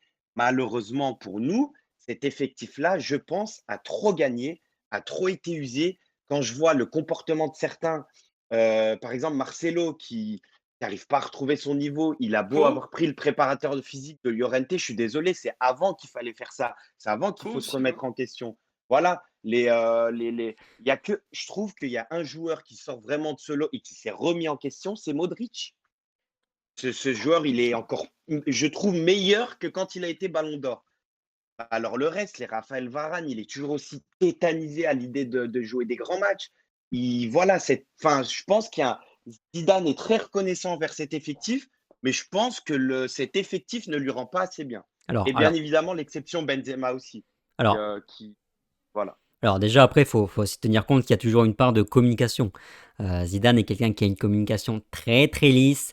Il est toujours en train de défendre ses joueurs. Jamais il ira sortir une phrase en conférence de presse qui pourrait prêter à confusion ou prêter à polémique derrière. Reda, C'est pas le style Mourinho. Oui, dis-moi. c'est ça. Reda, est-ce que tu penses du coup que c'est Zidane qui n'est pas aussi bon que ce qu'on pouvait penser, notamment suite à son premier passage, ou est-ce que simplement pour toi il n'a pas le profil de bâtisseur? Alors déjà, juste, je tiens à préciser avant de répondre que dans toute cette histoire, la responsabilité, elle est partagée entre Zidane et la direction. Il ne faut pas non plus tout mettre sur Zidane, bien évidemment. T'as raison. Et en fait, voilà, comme tu dis, il y a eu Zidane dans son premier passage qui est Zidane le manager qui fédère autour de lui, etc. Le second passage, Zidane le bâtisseur. On lui a apporté des recrues et certaines qu'il a choisies, d'autres non. Et de construire avec ces recrues-là. Il y a eu des ratés, oui, mais pas que. Il y a quand même des joueurs que je trouvais quand même prometteurs, sur lesquels il fallait quand même miser, les faire jouer, que Zidane a automatiquement d'emblée filtré en fait. Comme Je qui? pense à Reguilón, même s'il a recruté derrière Mendy qui est bon, arrivé l'été de la saison où Reguilón se révèle et lui dire non, toi tu pars en prêt, il le convoque pour lui dire toi tu pars en prêt. Pareil pour Marco Llorente qui avait fait une bonne saison 2018-2019 qui a été révélé sous Solari. Il y a eu ça, ces deux-là. Qui d'autre qui me vient en tête? Il y a eu Brahim Diaz, qui n'a pas du tout été utilisé dans la saison 2019-2020, alors qu'il avait montré des choses intéressantes. Il fallait peut-être continuer à capitaliser sur lui, je pense. Il y a eu Martin Odegaard récemment. Alors certains nous diront oui, il l'a fait jouer au mois de septembre-octobre, mais pour juger un joueur, il faut juger sur la saison et voir s'il y a une progression. Je pense qu'on le juge sur un laps de temps qui est trop court, Martin Odegaard. Et il a dû partir sans doute par frustration, l'idée de se dire que s'il reste, il ne va pas jouer. Et à cet âge-là, quand on est jeune, on n'a qu'une envie, c'est jouer, enchaîner les matchs. Et voilà, donc je trouve qu'il a frustré pas mal de jeunes joueurs de par sa gestion. Et c'est dommage parce que la finalité, on retrouve toujours le même 11 de départ, celui dont il est tant attaché, avec qui il a gagné les 3 Ligues des Champions, et ce qui fait qu'on devient prévisible, et voilà. Mais je suis d'accord avec toi, mais à un moment donné, on parle de joueurs. Enfin, à un moment donné, je pense qu'il faut reposer le cadre. On est le Real Madrid. Comme l'a dit tout à l'heure, je ne sais plus c'est qui m'a fait rire. On n'est pas Paris, on n'est pas l'Atalanta, on n'est pas je ne sais qui. On est le Real Madrid. Tu es un jeune joueur, tu es dans le plus grand club du monde. Aujourd'hui, en 2021, j'ai l'impression que les jeunes joueurs, ils veulent tout de suite jouer, tout de suite enchaîner. Tu es au Real Madrid, tu t'assois sur le banc, tu apprends auprès des grands joueurs. Quand tu as 1 minute à donner sur le terrain, tu t'arraches pendant cette minute pour gagner ta place. Mais ça ne se fait pas en 6 mois. Ce n'est pas un jeune joueur, un Brahim Diaz que tu me parles, ou un Odegaard ou n'importe qui. Ce n'est pas en 6 mois ou même en 1 an que tu vas réussir à t'imposer au Real Madrid. Benzema, je ne sais pas combien de temps il a mis à s'imposer. Enfin, c'est les grands clubs, c'est comme ça. Alors, oui, aujourd'hui, Odegaard, il a été impatient, comme Brahim Diaz, comme d'autres, mais parce qu'à un moment donné, rentrer dans cet effectif et dans ce 11-là, c'est très difficile. Et c'est normal que Zidane ne va pas dire à Odegaard, tu es mon numéro 10, je compte sur toi, régale-nous. Non, impose-toi, gagne de la confiance, mais voilà, reste sur le banc, apprends et tu auras ta chance à un moment donné. Je pense que Zidane, si Odegaard était meilleur qu'un des 3 milieux de terrain, je pense pas que Zidane soit bête à dire, voilà, Kroos, j'ai gagné avec toi, mais Odegaard, il est meilleur que toi, mais je vais rester avec toi. Je pense pas. Rota, Moi, j'ai l'impression. Oui. Bon, excusez-moi. on va faire réagir Rota. Rota, Martin Odegaard, par exemple, le cas qu'ils sont en train d'évoquer, dans son cas, lui, par exemple, est-ce qu'il a manqué de patience? Parce que il est parti quand même un peu rapidement, comme le dit Malik. Ou est-ce que vraiment c'est Zidane qui l'a frustré et puis les torts sont très partagés, voire c'est à cause de Zidane? Partagé très clairement. Après, je suis quand même assez d'accord avec la vision de Malik, mais d'un point de vue général, sans forcément parler d'Odegaard, c'est clair et net, qu'en 2021, les jeunes sont bien trop impatients. C'est vrai aussi qu'en 6 mois, on ne s'impose pas aussi facilement au Real Madrid. Maintenant, c'est vrai aussi que Zidane, là où je suis pas d'accord avec Malik, c'est qu'il ne gère absolument pas bien son effectif pour moi. Mais quand je dis absolument pas bien, c'est pour moi, c'est catastrophique. Sa gestion, elle est catastrophique. Dans tous les cas, elle est pas du tout, enfin, c'est pas la vision que j'ai d'une gestion d'effectif. Heu, Concernant Odegaard, comme c'était le cas avec Jovic ou comme ça a pu être le cas avec d'autres joueurs, c'est surtout la continuité. S'il a été impatient et qu'il ait voulu chercher du temps de jeu ailleurs, voilà, il s'est peut-être un peu précipité, ça peut voilà, on peut lui reprocher, c'est vrai. En revanche, lorsque Martin Odegaard a fait de bonnes prestations, il n'enchaîne pas. C'est-à-dire qu'il peut faire ce qu'il veut, comme Valverde malheureusement, peuvent faire ce qu'ils veulent. Si jamais Kroos, Modric et Casemiro sont en forme, Zidane ne les changera jamais. C'est 20, 35 ou 95 ans. C'est comme ça, il a voulu changer son fusil d'épaule cette année et plutôt que de changer son 11 tout le temps comme il le faisait l'année précédente, là, il a voulu donner de la continuité à son 11 et malheureusement, on ressent aussi que cette gestion n'est pas la bonne puisque en faisant ça, on l'a déjà dit dans des lives précédents, en donnant de la continuité à ce 11, non seulement le Real ne joue pas forcément mieux, mais le Real Madrid a des titulaires qui se blessent et des remplaçants qui n'ont absolument aucun temps de jeu, ce qui a été le cas pour Marcelo, ou pas 13 matchs de suite et que tu joues 90 minutes un match, enfin, forcément, il les a pas faites, il s'est blessé. Donc sa gestion de l'effectif est pas bonne. Je vais pas revenir sur Kadi Reda, je suis assez d'accord avec lui concernant énormément de cas, notamment Reguilón et Marcos Llorente. Pour moi, ça, c'est un scandale et Marcos Llorente, c'est certainement, depuis Makelele, Sidorf, Cambiaso qu'on a enchaîné la plus grosse perte en termes de milieu de terrain, qu'on ait pu avoir. Mais voilà, il y a des choix qui ont été un peu bizarres. Alors les torts sont partagés aussi, comme on le disait, avec la direction. Là où je suis pas d'accord avec Malik, c'est quand il dit, que Florentino n'a pas voulu recruter. Non, c'est la situation sanitaire qui nous empêche d'investir et puis la construction du stade également. Donc, voilà, financièrement, le Real a pas pu investir et je voulais juste aussi revenir sur une autre chose que Malik a dit où là, je suis pas du tout d'accord non plus, c'est avec cet effectif. Alors certes, il y a vraiment des joueurs qui sont faibles et qui n'ont pas leur place au Real Madrid, Vinicius pour ne citer que lui, mais on n'a pas l'effectif d'Osasuna non plus et avoir aucune philosophie de jeu, pas de enfin, je sais pas si Malik, je lui pose la question justement, si tu prends du plaisir depuis que Zidane est à la tête du Real. Moi-même, je vais te dire, depuis même ces 3 Ligues des Champions, j'ai jamais pris de plaisir avec le Real Madrid de Zidane, à part justement dans ces grandes échéances de Ligue des Champions. Mais sinon, je prends pas de plaisir à les voir. Je me fais chier tous les 3 jours à regarder 90 minutes le Real. On en est là aujourd'hui. Donc C'est une purge. là où je suis là Ah, où je je suis pas nickel. là où je suis pas d'accord justement, c'est qu'avec cet effectif, il a quand même la possibilité de faire mieux et OK, il a gagné la Liga l'année dernière et c'est vrai que c'est jamais chose aisée, mais le Real Madrid n'a pas gagné la Liga, comme je le dis très souvent, parce qu'il était le meilleur, mais parce qu'il était le moins pire. La Liga est de moins en moins forte, de moins en moins élevée. Le Barça est une équipe cataclysmique, ils vivent la même chose que nous en presque pire et puis l'Atlético, mis à part cette année, c'était pareil l'an passé, c'était pareil il y a 2 ans. Donc, je suis pas très d'accord, sur le fait que Zidane fait avec ce qu'il a. Je suis pas d'accord avec ça, mais c'est sûr que les torts sont partagés parce que la direction et Zidane ont des visions différentes et on y reviendra certainement peut-être en évoquant la politique du Alors, pour répondre à Rota, justement, par rapport au plaisir, que procure cette équipe, je suis assez d'accord avec toi, sauf sur le fait qu'il y a une période entre, Gladbach et l'Atlético, il me semble, où Zidane avait remis justement son 11 parce qu'il avait beaucoup changé juste avant et que les remplaçants ne donnaient pas satisfaction encore une fois. Il est revenu aux fondamentaux. Après je sais pas, ils ont dit que c'était les cadres qui étaient venus le voir, ça j'en sais rien, mais pour remettre un 11 type, ça avait marché. J'ai pris énormément de plaisir à regarder le match contre Gladbach, contre l'Atlético, où en fait Zidane avait mis son équipe type, mais que c'est les joueurs qui se sont bougés, c'est les joueurs qui sont sur le terrain et qui se sont mis vraiment en mode Ligue des Champions. D'ailleurs, petite parenthèse, j'espère vraiment qu'ils le feront aussi contre l'Atalanta mercredi. Mais par rapport à cette notion de plaisir qu'évoquait Rota justement, à un moment donné, le Real, c'est vrai qu'on n'a pas l'effectif de Sasuna, mais très clairement, offensivement, à un moment donné, le football moderne d'aujourd'hui, c'est énormément les ailiers qui font la différence. Aujourd'hui, on a un milieu de terrain que je trouve exceptionnel quand même. qui encore une fois est pas le milieu d'Osasuna. Mais si devant on reste avec Vinicius, Asensio sur les ailes, alors que c'est là qu'il nous faut des joueurs vraiment des Mahrez, des Ses Mané, choix, Zidane. Ce sont ses c'est choix, Zidane, de conserver Vinicius, de conserver Asensio et mais d'aller, je suis mais Exactement. et d'aller faire partir en prêt c'est Brahim. C'est ses choix à lui, c'est pas le choix de la mais de la c'est ça que direction. je suis mais c'est là que je suis pas d'accord parce qu'encore une fois, un Brahim Diaz, il serait pas titulaire aujourd'hui au Real Madrid.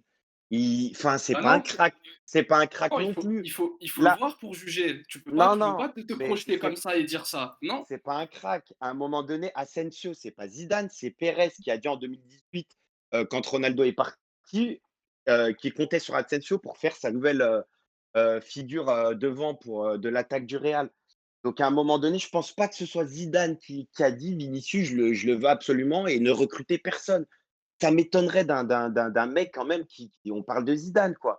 Donc là où le jeu du Real me fait chier, c'est la vérité, c'est qu'au milieu de terrain, ça va et offensivement, c'est horrible. Avec Vinicius, même Lucas Vasquez que j'aime vraiment beaucoup, mais ça, Lucas Vasquez, encore une fois, c'est un remplaçant de luxe, c'est un bon remplaçant, c'est un mec, c'est un guerrier. Mais tu le mets pas titulaire. Asensio, c'est une purge. Le mec, 95 de ses passes, c'est vers l'arrière. Vinicius, j'en parle même pas, c'est mon ennemi numéro un. Mais voilà, sans ailier offensif de qualité et de grande classe mondiale, je pense que ce Real Madrid ne pourra pas gagner encore une fois des trophées comme à l'époque. J'en profite Malik, pour te poser justement la question que Tom habituellement adore poser. Est-ce que tu penses que Zidane est fait simplement pour gérer des gros égos, des grosses stars et des effectifs de Mmh. qualité et donc il est, entre guillemets évidemment, hein, incapable de gérer un effectif un peu plus moyen?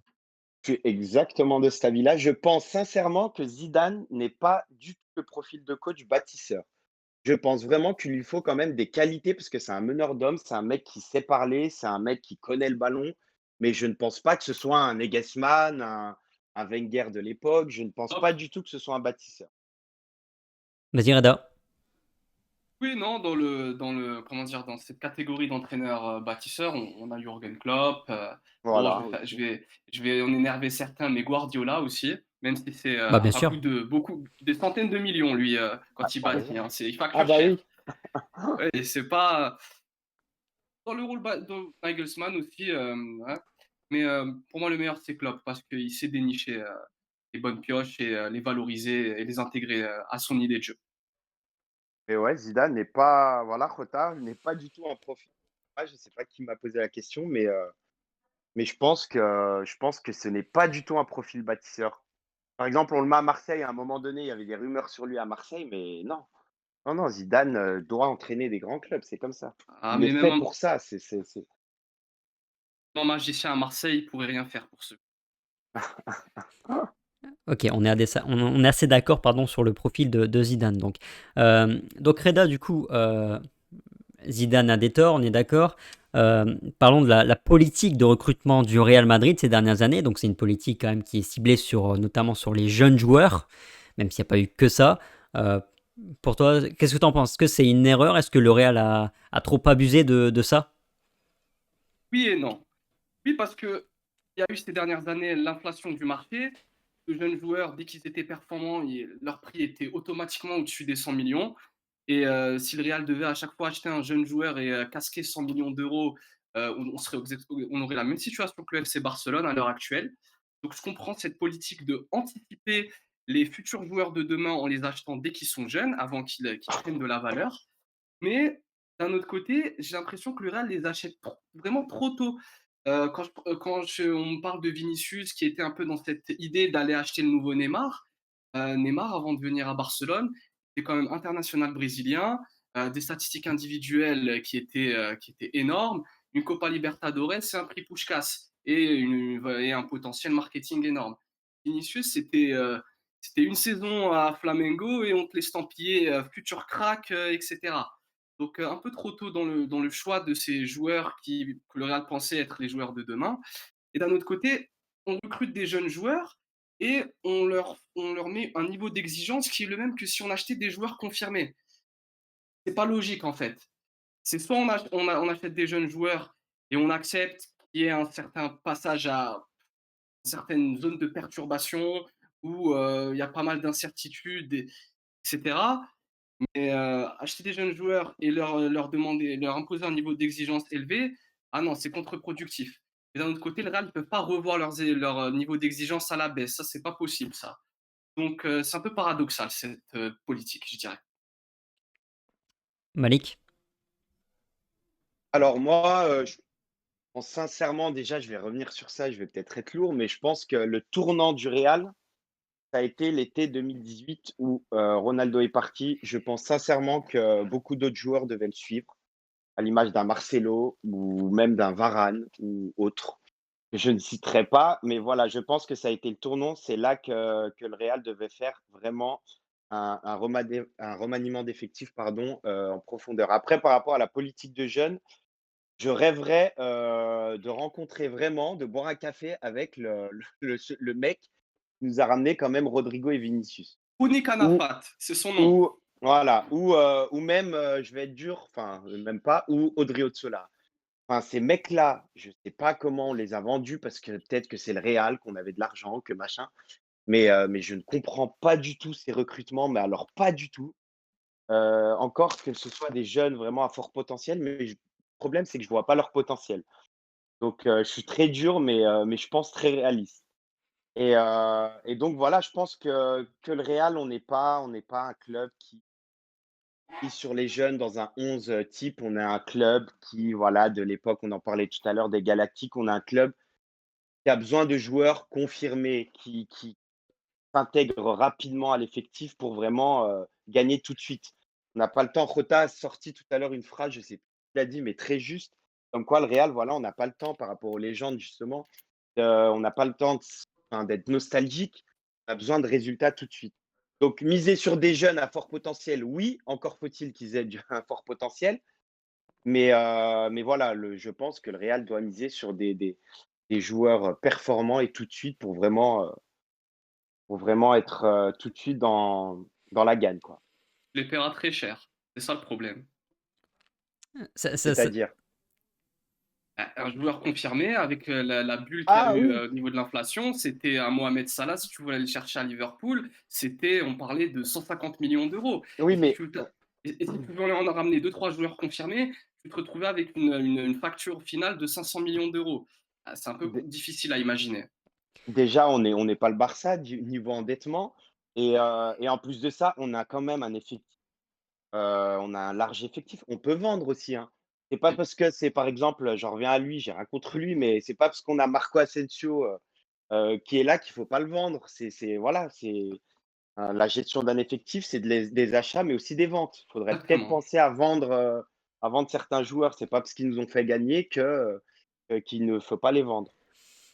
Ah, D'accord, donc on est d'accord, la stratégie du Real en soi, elle n'est pas mauvaise, ce sont plutôt les profils qui sont mauvais. Parce qu'en fait, la stratégie du Real, Reda, tu parles d'inflation ces dernières années, tu as totalement raison. Après, le Real sur Vinicius, 45 millions, Rodrigo, 40-45 millions aussi. On a payé Jesus Renier aussi, une trentaine ou 40 millions d'euros. Mais après, la stratégie du Real, elle n'est pas mauvaise en soi, parce qu'il suffit qu'il y en ait un seul qui explose et qui est le niveau qui soit la future star mondiale, et tes trois investissements sont rentabilisés, en sachant qu'un Vinicius, on l'a payé 45 millions d'euros, mais je suis sûr qu'aujourd'hui, cet été, il y a un club anglais qui pourrait te le reprendre 30-40 millions sans aucun problème. Et tu penses qu'un des trois que tu viens de citer pourrait Non. nous apporter de l'argent?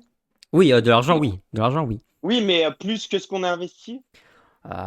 Pour Régnier, c'est encore trop tôt pour en juger, parce que bon, il est parti 6 mois à Dortmund, il joue pas. Donc on va lui laisser un peu de temps, mais on a payé ça cher, je pense. En plus, on n'en a pas forcément l'utilité. Un Vinicius, je pense qu'il a encore une image en dehors du Real Madrid qui est bonne. Parce que Vinicius, tu parlais notamment de potentiel marketing tout à l'heure, Reda, je crois, au sujet de Neymar. Et Vinicius, il a aussi un gros potentiel marketing, hein. Et pour l'instant, sa carrière, il est en train de la faire sur ça, hein, parce que sur le terrain, il fait pas grand-chose. Et malgré ça, il a encore une image. C'est pour ça que je te dis que je pense que notamment en Première Ligue, et d'ailleurs, je pense qu'il aurait à gagner en Première Ligue parce que c'est moins technique, tu as plus d'espace, et je pense que ça pourrait davantage aller à son jeu. Mais un Vinicius, je suis sûr que Rota, je suis sûr qu'on réussit à le vendre 30-40 millions d'euros, non?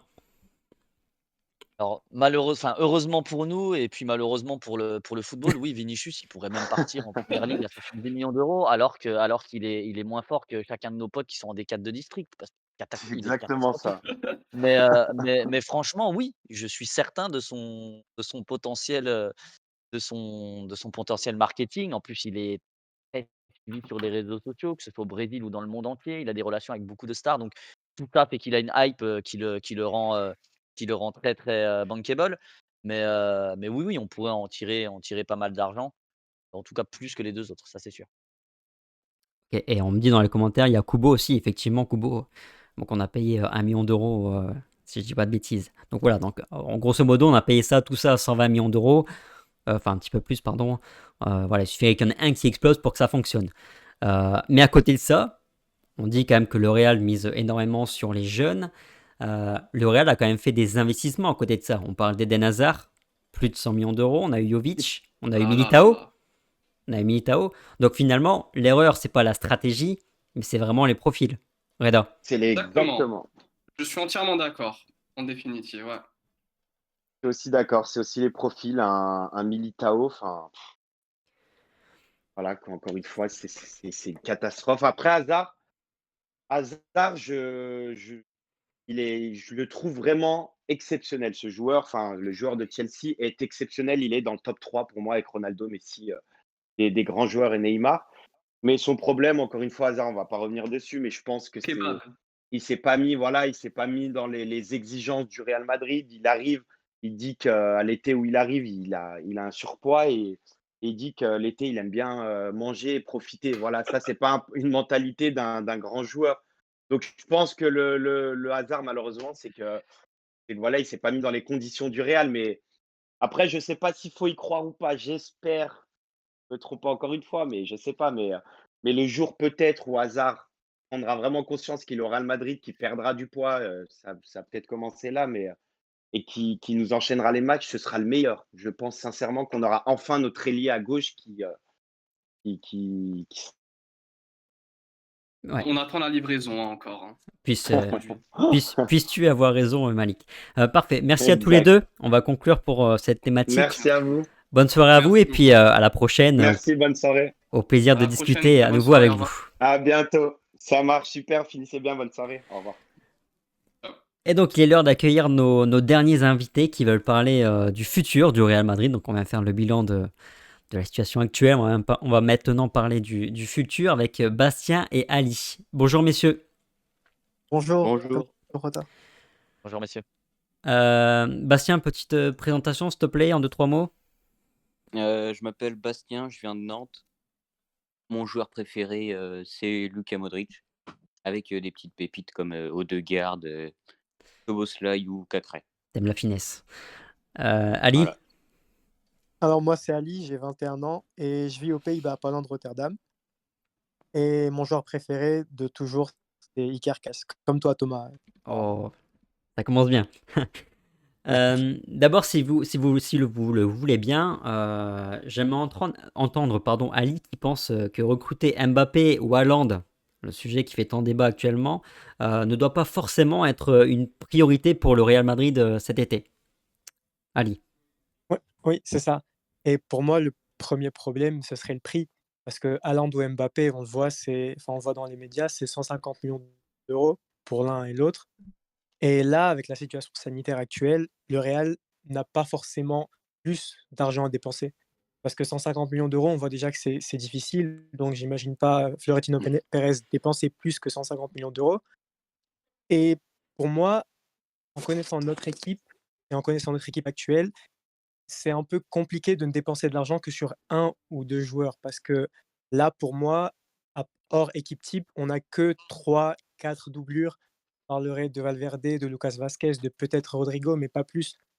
Donc, pour moi, le Real n'a pas forcément besoin de Haaland et Mbappé parce que dans un monde où l'équipe serait décimée par les blessures, imaginons un monde où on a 8 blessures, ce qui ressemble vraiment à notre monde actuel. Et dans ce monde-là où Kroos et Casemiro seraient blessés, ni Haaland ni Mbappé ne pourraient les remplacer. Hein.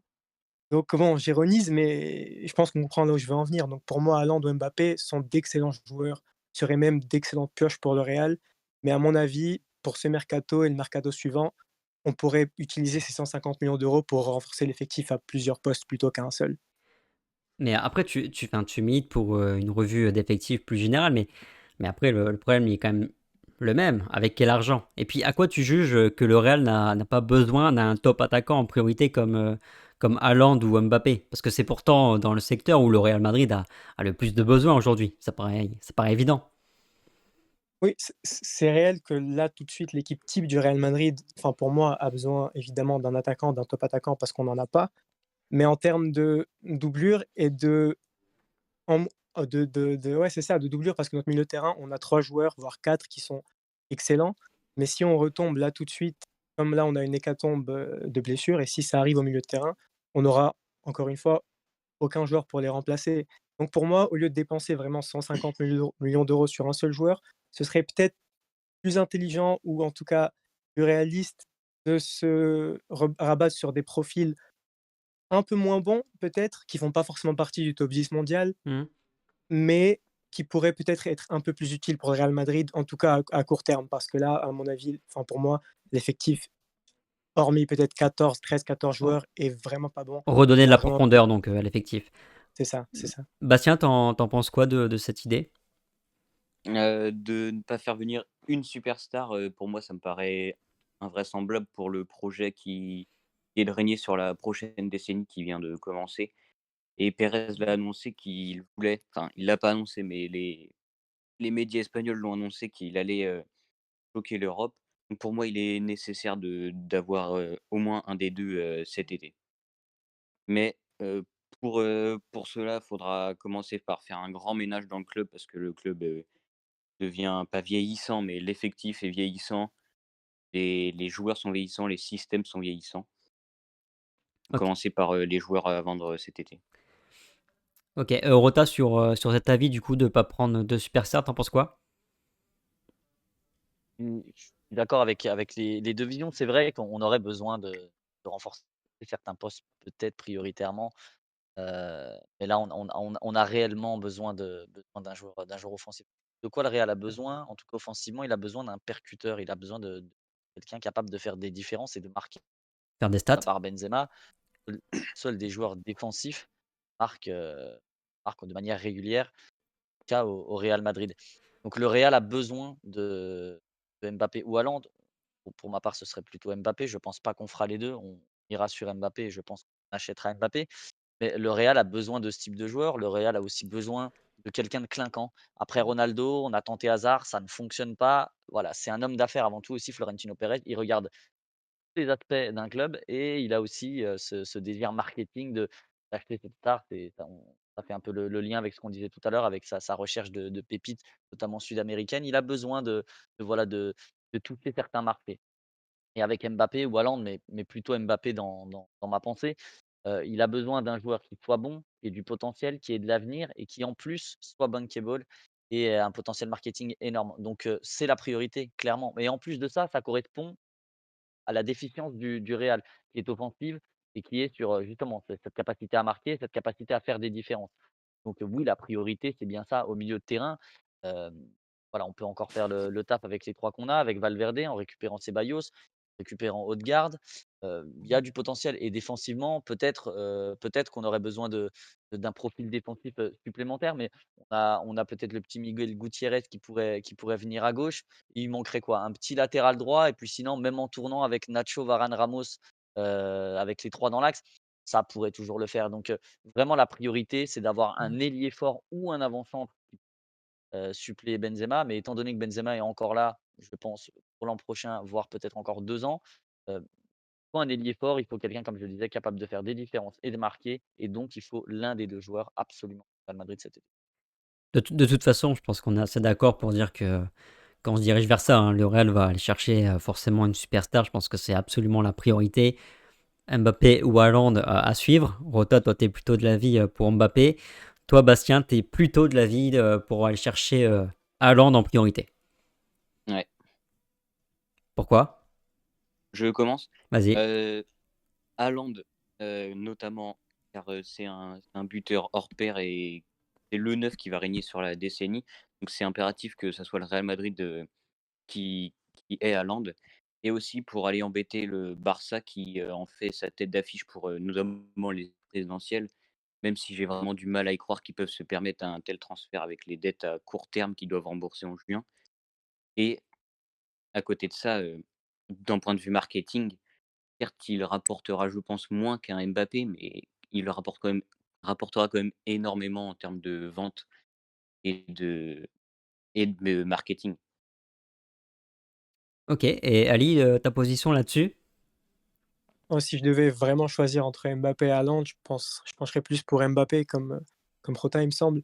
Parce que déjà, en termes de complémentarité, il pourrait jouer à droite, comme un peu on a forcé Bale à jouer à droite, ça fonctionnait à un moment donné. Et en termes de complémentarité avec Hazard et Benzema, je pense que ça aurait plus de sens, quoi. Ouais. Et aussi avec sa capacité à percuter, qui n'est pas forcément le fort de enfin, c'était un petit peu le fort de Hazard, mais apparemment ça ne l'est plus et pas du tout celui de Benzema. Donc je pense qu'il pourrait apporter beaucoup plus à l'attaque du Real et peut-être marquer un peu plus de buts parce qu'on en manque. Ouais, bien sûr. Et puis, c'est peut-être le besoin à court terme, parce que enfin, si on parle vraiment court terme, c'est-à-dire dès la saison prochaine, Bastien, t'as pas peur que Haaland il se retrouve un peu sur le banc comme Jovic? Parce que Benzema sera toujours là la saison prochaine. Bah, justement, je voulais en parler avec vous au sujet du coach et moi, pour moi, le Zidane, c'est fini, l'ère Zidane est terminée. Avec, ses 3 Ligues des Champions, bah, merci pour tout ce qu'il a fait au club, mais moi, je pense que l'ère Zidane est finie et qu'il faudrait, changer d'entraîneur, notamment avec Nagelsmann, un entraîneur jeune ou pourquoi pas, des gens, pourraient penser que, il est un peu trop jeune pour un vestiaire comme le Real Madrid, mais faut pas oublier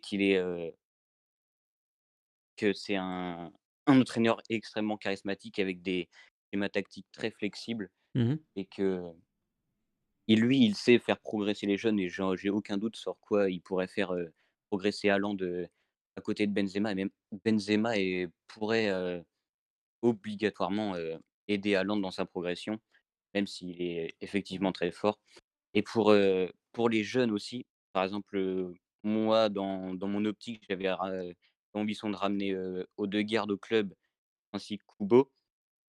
Donc c'est 2 joueurs, très prometteurs et en plus, le milieu de terrain de Borussia Mönchengladbach, donc Florian Naos, qui souhaite partir du club avec une clause à 40 millions. Donc moi je trouve ça complètement hallucinant qu'il ait une clause à 40 millions alors que c'est un joueur, extrêmement prometteur. Il a dit que enfin il a pas dit, mais son rêve c'est de jouer au Real Madrid. Son joueur préféré c'est Kroos. Pour moi, c'est le successeur de Kroos et ça serait clairement un braquage si Pérez arriverait à nous le prendre au Bayern Munich, ce jeune. Ok, Rota, tu veux rebondir? Ouais, moi, je penche plus pour Mbappé. Je vais juste et pourquoi? C'est tout simplement alors ça va dépendre et évidemment comme le dit Bastien, ça va peut-être dépendre de la continuité ou non de Zidane. C'est vrai que dans tous les cas, Benzema jouira pour d'une immunité avec Zidane. Alors moi j'espère qu'il ne sera pas là l'an prochain, mais s'il est là, ça sert à rien de faire venir un neuf. Ça sert à rien de faire venir Haaland, Harry Kane ou Icardi ou n'importe qui, il ne jouera pas. Ouais. Donc c'est clair, si Zidane est là, c'est pas la peine de ramener un grand neuf, il ne jouera pas. Dans tous les cas, il va jouer 10 minutes, tous les 3 matchs, même s'il met 4 buts par match. Ça, c'est mon avis en tout cas. Donc voilà pourquoi si Zidane reste, en tous les cas, il faut aller chercher Mbappé. Mais même sans ça, il faut aller chercher Mbappé, parce que je pense pas, même avec un départ de Zidane, que Benzema partirait. Pour moi, le Real, si Zidane ne pas, le Real prendra Raoul, il ira pas chercher Nagelsmann ou entraîneur, ça c'est une certitude, le successeur, ce sera Raoul. Ça, c'est ma conviction. Et donc, le Real aura besoin d'un ailier fort, comme je le disais, de quelqu'un capable de marquer et de faire des différences. Le Real a déjà un neuf performant, qu'on aime ou qu'on n'aime pas, il a quelqu'un décisif, d'installé et qui possède de l'expérience. Alors Benzema, il va pas faire 5 ans, mais en tous les cas, il sera certainement là l'an prochain. Donc on n'a pas besoin de signer un avant-centre, en tous les cas pas plus qu'un ailier fort. Et donc, étant donné qu'on n'a pas d'ailier performant, c'est une obligation d'aller le chercher. En plus de ça, moi j'adore Haaland, je le trouve absolument, stratosphérique, mais j'ai malheureusement un doute sur le fait qu'il puisse s'imposer dans le foot espagnol. Alors je pense que tout le monde me traitera de fou, qu'un tel monstre, s'intégrerait partout. Mais par expérience, j'ai déjà vu ce type de profil, s'effondrer en Espagne et plus particulièrement au Real. Donc quitte à aller chercher un neuf, étant donné que je pense qu'Haaland va partir cet été et je pense qu'il ira pas au Real, je le vois plutôt aller du côté de Chelsea. Je pense que le Real pourrait donner la priorité à des profils un peu différents et peut-être un peu moins chers, avec des attaquants qui ressemblent plus à Benzema, qui sont un peu plus altruistes et qui s'intégreraient donc selon moi un peu plus, au jeu du Real. Et moi, par exemple, mon préféré dans ce domaine, ce serait Diogo Jota qui, peut-être, déjà fort maintenant, a beaucoup de potentiel et est très jeune. Et OK. pas le recruter cet été, mais attendre peut-être plutôt heu, l'année prochaine ou dans 2 ans. Mais voilà, prendre un neuf au départ de Benzema, mais pas prendre un neuf pendant que Benzema est là. Ça me semble compliqué.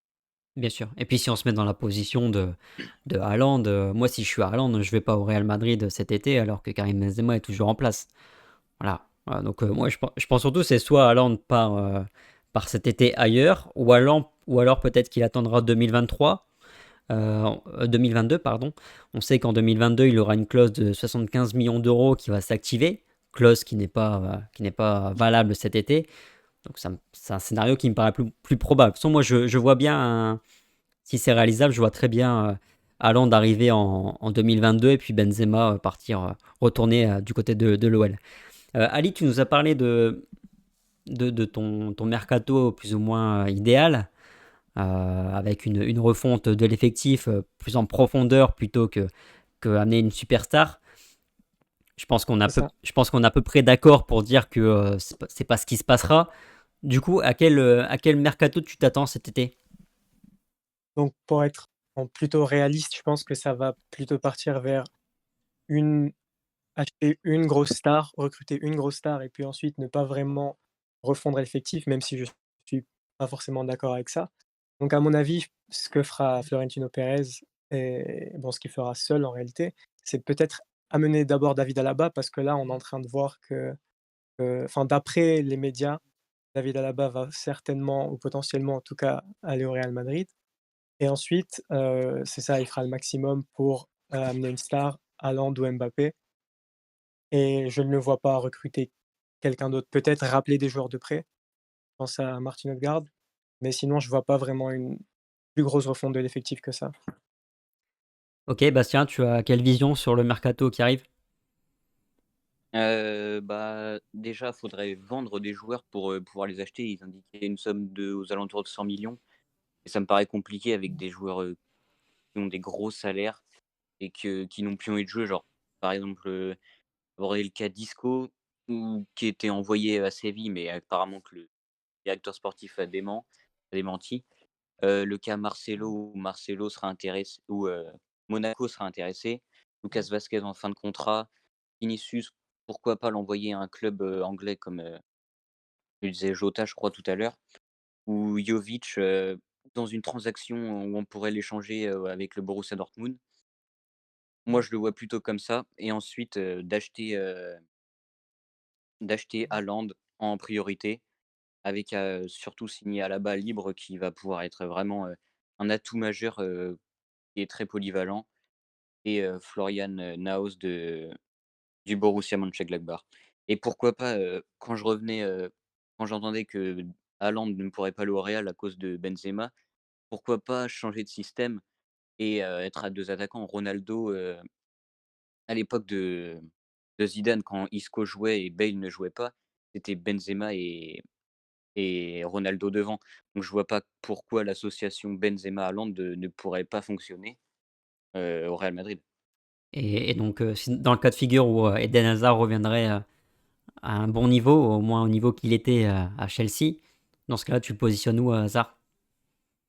Je le positionnerais en numéro 10, par exemple, soit dans un 4-4-2, losange ou alors, milieu gauche dans un 4-4-2 à plat avec, à droite, au milieu, Valverde, Kroos, en gros, je vois plutôt 4 milieux l'année prochaine qui tournent, où les joueurs expérimentés comme Kroos et Modric ont des matchs, mais peuvent, permettre aux autres de progresser. Par exemple, quand je pense à Valverde, qui est très, très prometteur, mais qui a besoin d'être encadré par des bons joueurs ou même, Odegaard pour être encadré par Modric. Je sais qu'au début de saison, ça a été parlé, mais bon, là, malheureusement, il est parti en prêt et d'ailleurs, il monte en puissance, avec le match contre le Benfica mardi dernier, même si, jeudi dernier, même si contre City, il a été un peu, mauvais. Mais ouais, surtout que si, le nouveau coach arrive, est flexible tactiquement, je pense qu'il pourrait très bien adapter Haaland à côté de Benzema. Ok, donc du coup un système Benzema, Haaland en pointe avec Hazard et Odegaard en numéro 10. Rota, ça paraît excitant ou pas? Honnêtement, c'est très intéressant. C'est Très, cohérent? très intéressant, ça me semble intéressant. Après, ça voudrait dire que nos ailiers, qu'est-ce qu'on en fait? Vinicius, Lucas Vazquez, ça voudrait dire qu'il part, ça voudrait dire qu'on vend Vinicius, ça voudrait dire que Rodrigo serait quasiment pas intégré. Hazard, c'est un peu délicat ou alors, en position de numéro 10, on aurait Odegaard, potentiellement Asensio, Isco, Hazard. Ça fait un dégraissage massif alors qu'on ne recrutera pas beaucoup donc ça paraît super intéressant sur le papier. Moi, je suis d'accord, hein, ça paraît vraiment intéressant, mais ça me paraît peu réalisable, malheureusement. Bah, ou alors faut interchanger avec deux systèmes. Tu peux très bien varier le 4-3-3 et le 4-4 de losange.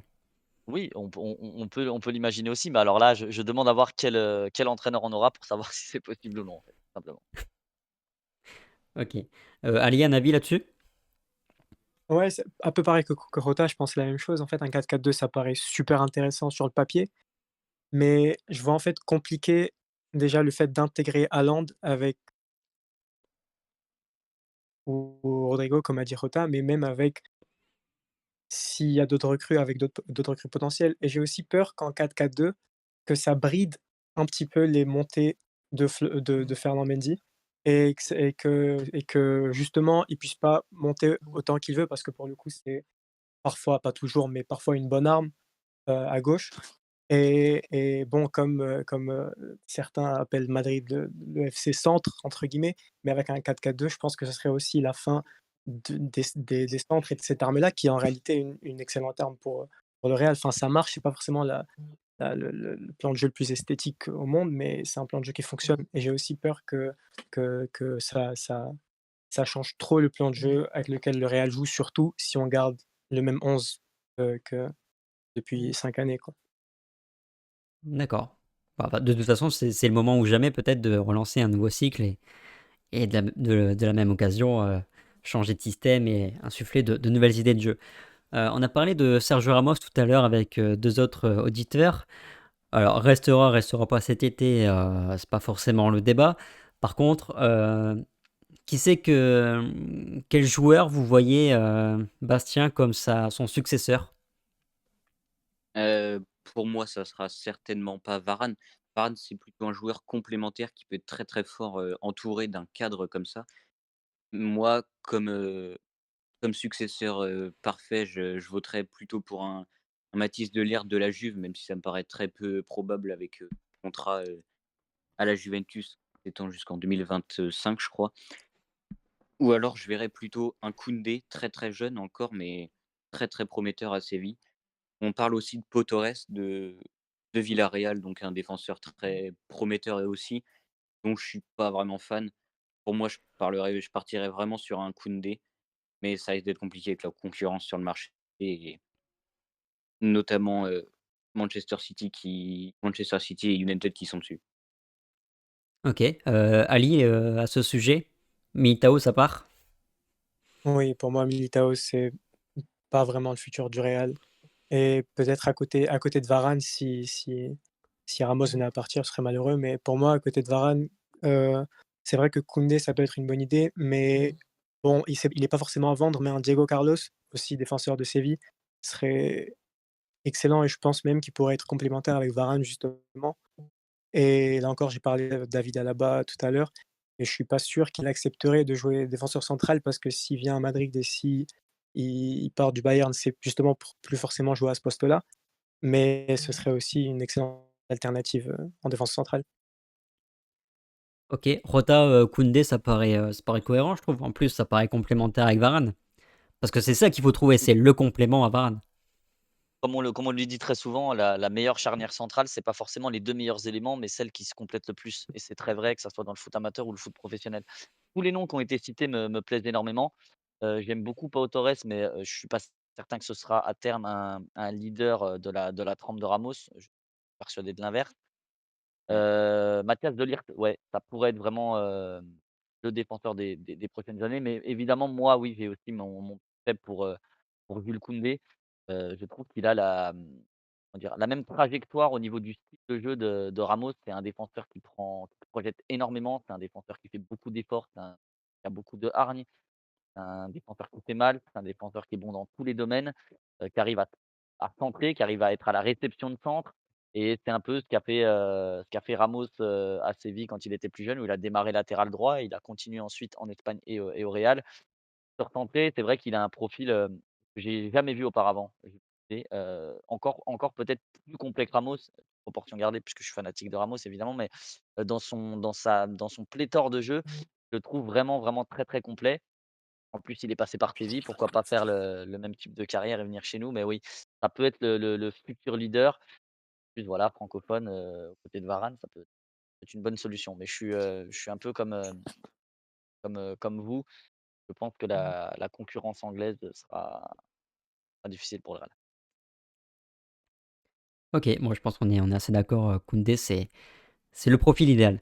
Petite question dans les commentaires. Ryuken qui demande Koundé direct, ok. Après, si tu prends là-bas, tu le mets où? Bah après, c'est une bonne question, Rota. Couteau suisse, Alaba, ça peut être, ça sera certainement le numéro 3. Je pense qu'il passerait devant Nacho en défenseur central. Ça serait une très, très belle concurrence à Ferland Mendy et ça peut être une très, très, très belle alternative à Casemiro. Donc, je pense qu'il aurait énormément de temps de jeu. Peut-être à des positions différentes ou peut-être qu'on le cantonnerait à une seule position et on lui donnerait de la continuité. Mais,